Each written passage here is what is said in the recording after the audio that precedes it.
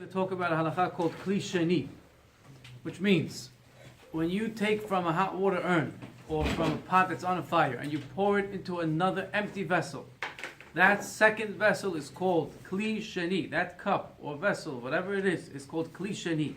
We have a rule in the Gemara: kli sheni eno mevashel. This is one of the biggest leniencies in Hilchot Shabbat, biggest kulot. Kli sheni eno mevashel. And therefore,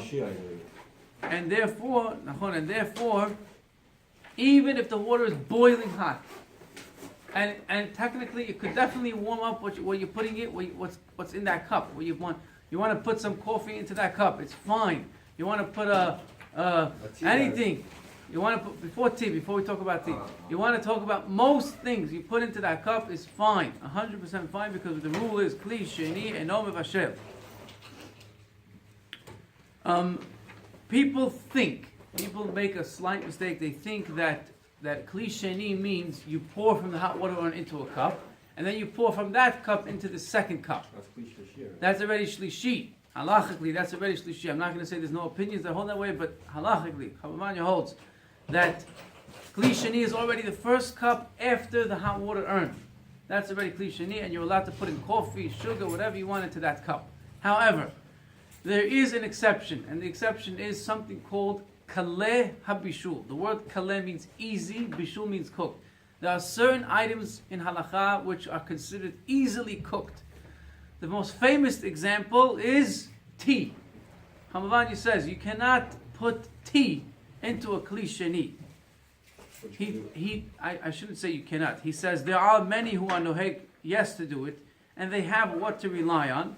However, he says it's very, it's kedai me'od machmir tavala bracha. It's good to be machmir and consider tea something which is easily cooked. The other opinions hold, those who do sheni hold that it's not easily cooked. But it's hard to believe.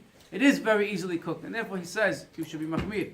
And tea needs kli shlishi, which means you need number one.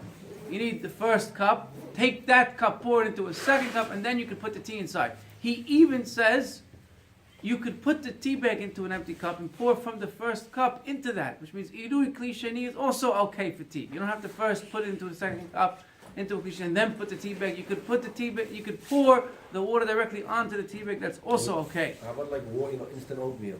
The same thing, shlishi would be fine? You're talking about solid items. Like, oatmeal. Solid items is another discussion. Solid items is another discussion. We'll talk about that. He says irui kli sheni is like shlishi. It's okay. That's the halakha that Hamavanya says. It doesn't have to be in the cup. What about salad? However, again, coffee, instant coffee, not Turkish coffee. Instant coffee is enough to have kli sheni. Same thing with sugar or milk, all that stuff. However, tea needs l'chatchila. Hamavanya says you should be machmir to have kli shlishi. It's called kaleh habishul. Another example he gives is an egg.